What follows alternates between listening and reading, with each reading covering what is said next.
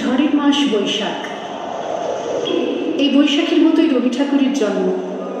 সোনার আশ্বিনে নয়, হিমের রাতের অঘ্রাণে নয়, ফুল রাঙানো ফাগুনে নয়, এই খর ক্ষিপ্র বৈশাখেই তাঁর জন্ম।